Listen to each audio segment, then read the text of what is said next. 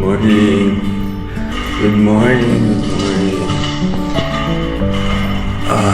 Ano oras ng time check? 5:49 AM. Gising lang namin lahat. Babiyahin na kami. Kasi pag ni-stay pa kami hanggang 12, wala na. Hindi na kami makakauwi sa Manila. Sarap ng tulog ko, putik. Para ako na-reset. Grabe kagabi, antok na antok ako sa biyahe. Hindi ko na alam kung gagawin, umupo ka ganun. Rin nga, buti na lang. Buti na lang talaga may nahanap pa kami na pag-i-stayan.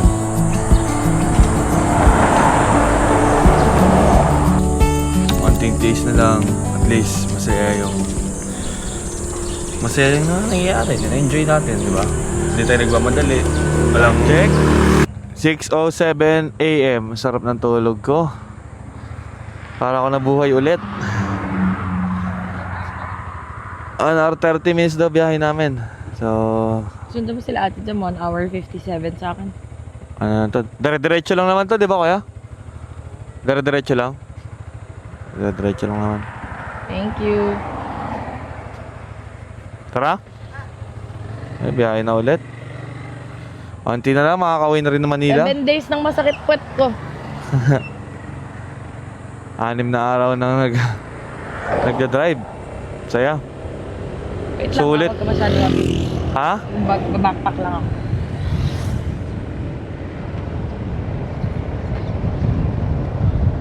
Let's go. Good morning sa inyo. Mapupuno na tong memory ko. Kasi di ko na siya ine-edit, sabay ina-upload yung ginagawa ko dati. Kaya feeling ko mapupuno na to. Pero goods lang yan. Basta lahat ng kaganapan na nangyari na videoan ko. Tapos pag uwi ko ng Canada, panoorin ko, tapos iiyak ako. Joke lang. Dahil para na yan, memories natin yan. Sarap mag-drive talaga pag nakatulog ka na, mahaba tulog mo, kapagpahinga na maayos. Parang kahit mag-drive ka na ulit ng 10 oras, basic na lang Mabiyahin natin 1 hour 30 minutes. Tara, bakbakin na natin to. Dito pa rin kami sa Ilocos, papasok ng La Union. Candon pala, 15 kilometers sa sunod. So, welcome Barangay Bigbiga. Sarap ng panahon. Hindi masyado mainit. Ayoko lang ngayong nag-rides kami. Yung uulan, tas mawawala. So, parang binabasa ka lang. Pag umuulan, hindi kami humihinto Dire-diretso pa rin kami. Kaya, alam mo yun, lamig na basa ka, hindi lamig na yung ganito. Ang ganito sana lamig, mas okay pa Pero yung lamig na basa, mahirap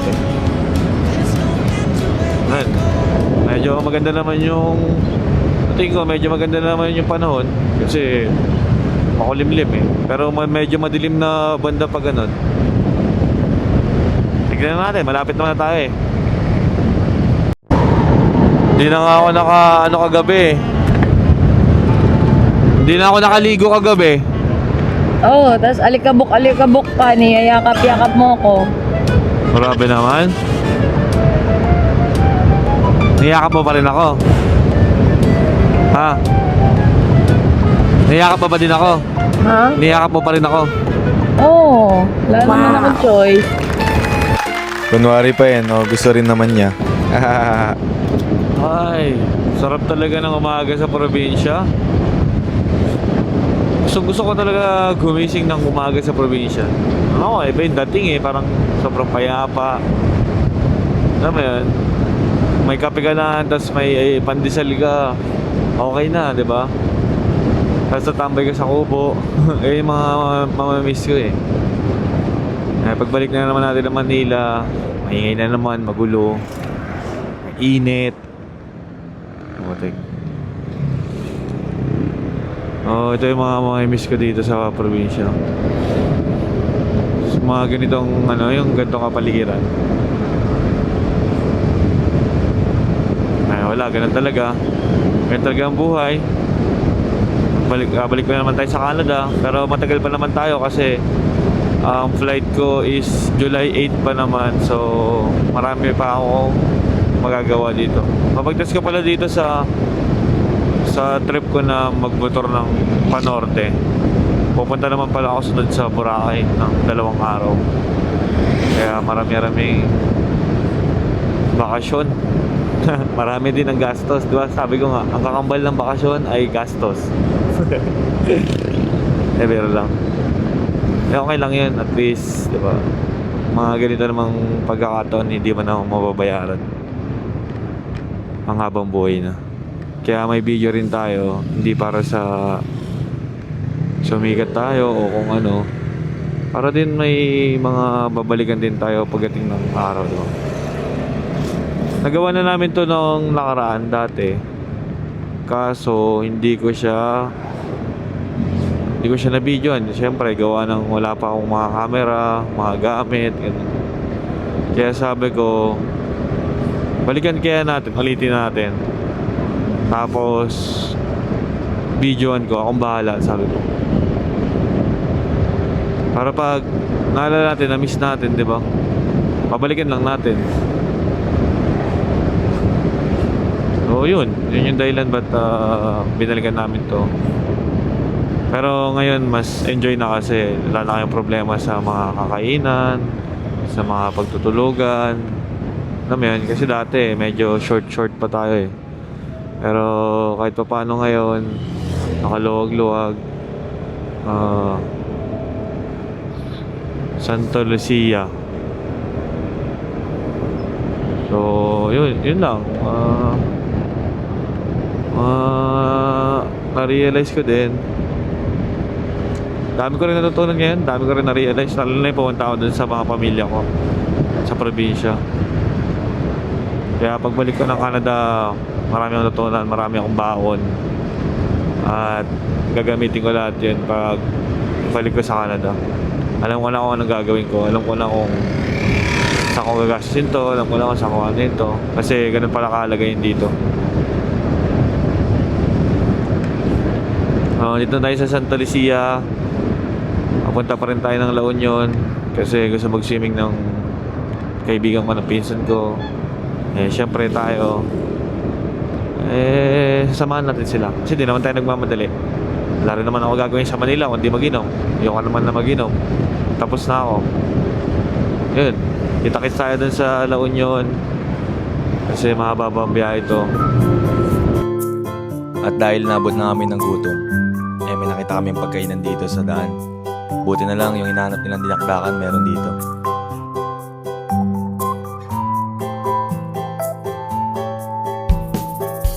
Ganito yung mga masarap kainan. Eatery. Tayo park oh.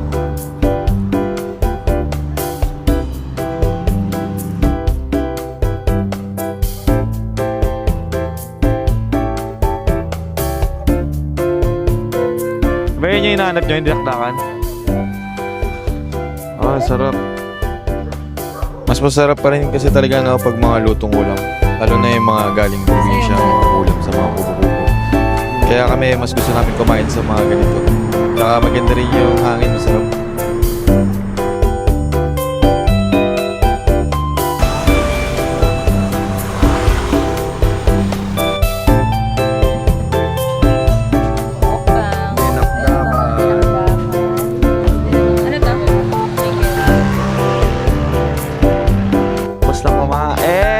Let's go! Punta naman tayo LU. Tsaka ayoko na. Biyahe na ulit, papunta ang LU na. 30 minutes na lang, te? 30 minutes na lang. Friday ang dating mo. 30 minutes na lang biyahe namin. Ang tagal lahat ng layover mo. Punta ang LU. Sarap talaga pag busog na. Sabagay. Busog na naman. Sige. Bye! See you soon!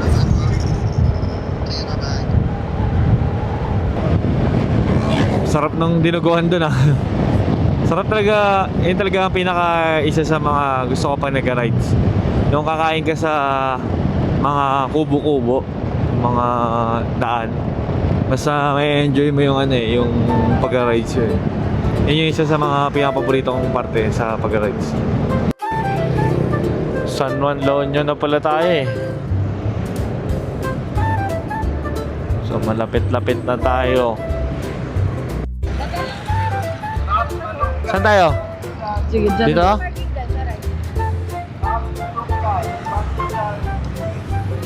Oh. Dito na pala tayo eh.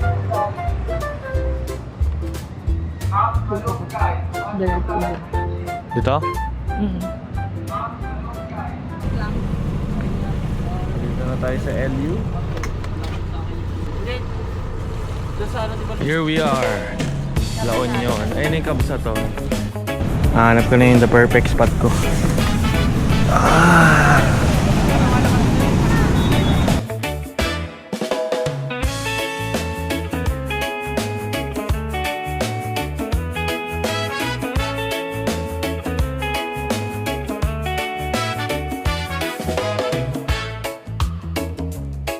Pagdating nga natin dito, ay hindi na tayo naligo. Natulog na lang ako kasi pinagandaan ko na yung mahabang biyahe pa na babakbakin namin. Pero sa totoo lang, napakasarap matulog sa tabi ng dagat. Lalo na pag naririnig-rinig mo yung mga alon. Talagang aantokin ka.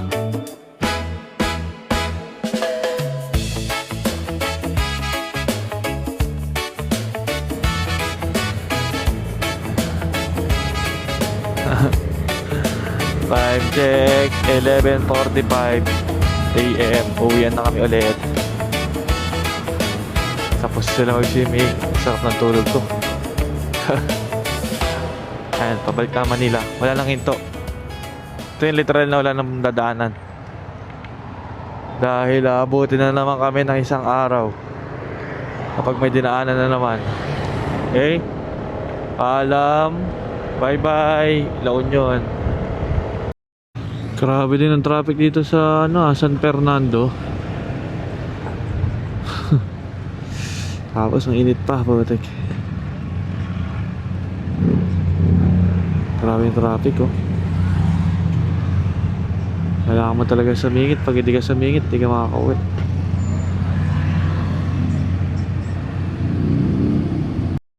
Ay, buti na lagpas na namin yung traffic sa San Fernando. Dito na kami sa Kaba. Ano yan? Kaba. Dami ko nakikita mga dito, mga grape picking. Dito, mga signage ng grape picking.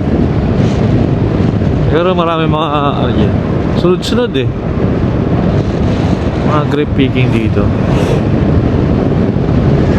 Pero yun, nasa biyahe pa rin tayo sa daan. Grabe. Sarap sana magdala ng mga pasalubong oh. Mga vegan longganisa. O mga dito, daing. Kaso wala na akong lagayan eh. Ano? Vegan bagnet. Wala na kasi tayong lagayan ng gamit kaya hindi na kami bumili. Pero nandito pa rin tayo sa daan. Napakatagal pa ng biyahe. Pero tiyagayin na lang natin para makauwi na. Wala naman na kami pag-iintuan. Dire-diretso na to. Walang sawa talagang pag-motor to. Kasi ito, magpapahinga mo sa bahay ng 5 araw. Ayun, nag-drive pa na kami. Makarating tayo dun sa Pangasinan. Siguro kakain kami doon. Ago na tayo, ago. Wala na masabi. Itong araw na ako nagmumotor. Gusto ko na lang enjoy yung biyahe natin hanggang pauwi.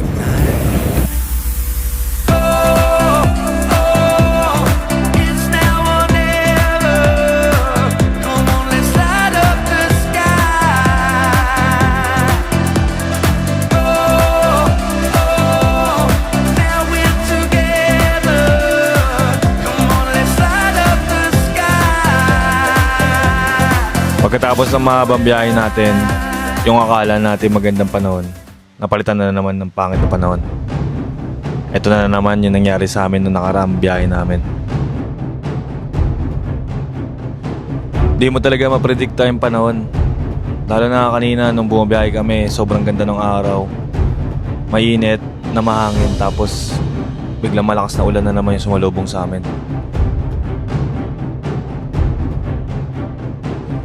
Inipilit pa rin namin baybayin itong daan na to kasi wala pa rin kami mahanap na masisilungan.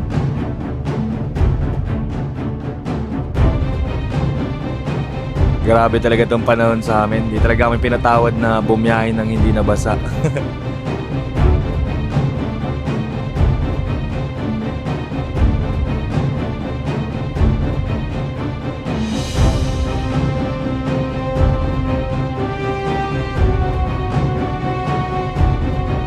Nung may nahanap na kayo magsisilungan, sumilong muna kami saglit para magpatila ng ulan kasi sobrang lakas ng hangin talaga.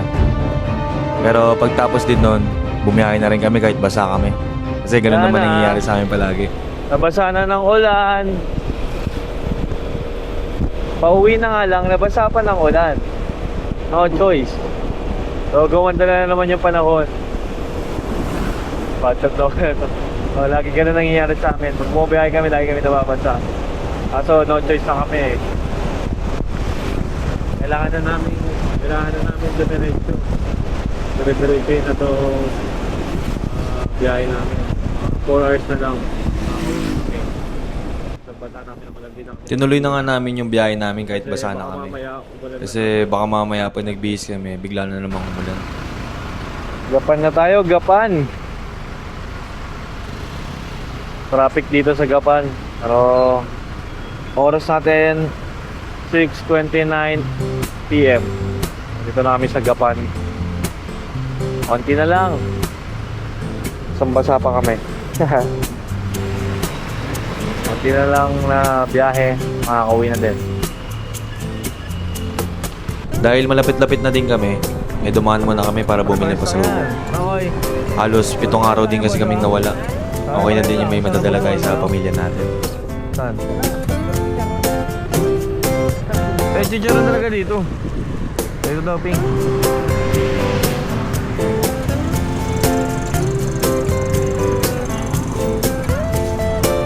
Dito daw kay Pink.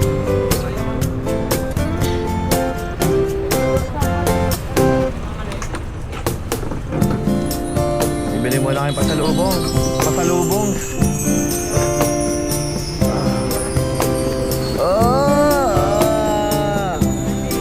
Lahat na nga ready umuwi. Lapit na tayo. Halos 10 oras na naman kasi yung binyahe namin ngayong araw.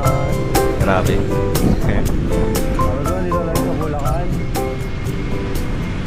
Konti na lang. Mga isang oras. Isa't kalating oras. Makakauwi na. Time check. 8:32 AM. PM. Gabi na naman. Kahapon, ginabi. Ngayon, ginabi. Umalis kami ng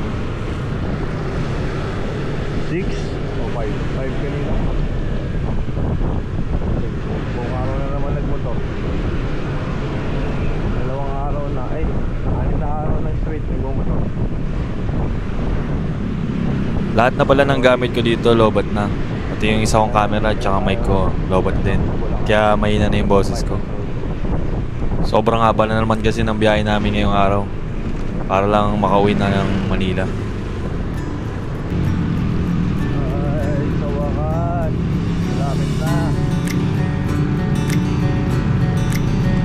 Uwing-uwi na nga lahat. Sobrang excited na namin matulog sa malambot na higaan. Kaya wala namin masabi dito. Focus na kami sa pagmamaneo para makauwi. Alam niyo yung habang papalapit, parang lalo kang inaantok kasi alam mo malapit na yung bahay niyo.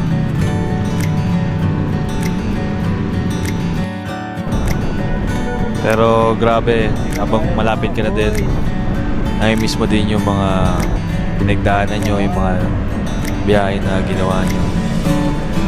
Nakakalungkot din. Tulog talaga ako ng tulog talaga ako 10 hours.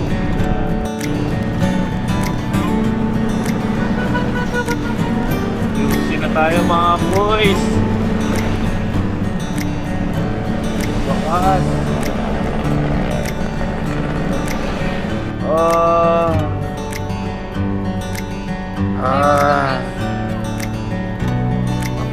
laban. Inuna nga muna namin atid yung pinsan ko. Kasi sa kabilang subdivision lang namin siya. Grabe, first time lang yan mag-rides, pero North Loop agad. Sobrang nag-enjoy daw siya. Boss, may rouse na natin, boss. Pagod. Uwian na. Grabe yan, putik. Naubos din, no? Naubos. Para namin, di na mauubos yung daan. Naubos din. Dito lang kami. Uwian na. Atid dyan na si Ate Jam, may siya naman na uwi. Wala, ganyan talaga. Iwan na ako ni Boss Jericho na naman. Boss, saan rides natin bukas? Balik tayo ulit. Saan rides natin bukas, Koy? Nakasawa-sawa. Hindi, yun lang. Nakarating na kami. Nalobat na yung mga camera ko. Lahat. Mamatay na. Full charge na yung... Pati yung mic ko, lobat na din. Lahat, lobat na. Kung iisipin mo nga, grabe nga yung pinagdaanan namin. Simula nung una, simula nung naulanan kami, nabumiyahe kami isang basa, pagod na pagod, natutulog sa daan. Sobrang dami namin pinagdaanan. Pero sa huli, lahat yun nalagpasan namin. Lahat yun nagawa namin. Kaya masaya-masaya ako na natapos namin yung loop namin. Tsaka nagpapasalamat ako sa sumama sa akin, sa kaibigan ko, sa pinsan ko, at syempre sa asawa ko na lagi ko kasama sa mga ganitong trip. Hindi naman kasi natin masabi kung kailan ulit maulit, lalo na babalik na naman ako sa Canada. Kaya nagpapasalamat ako sa mga sumama sa akin. Love na love ko kayo. Hi guys. Lang. Hi guys. Boss, babay ka na. Bye guys. See you Sana- soon. Sana nag-enjoy kayo sa adventure namin and marami pa akong gagawin lalo na pagbalik ko sa Canada. Ibang trip naman. Pareho pa rin magmumotor pero makikita niyo yung iba't ibang lugar. Yun lang. Peace!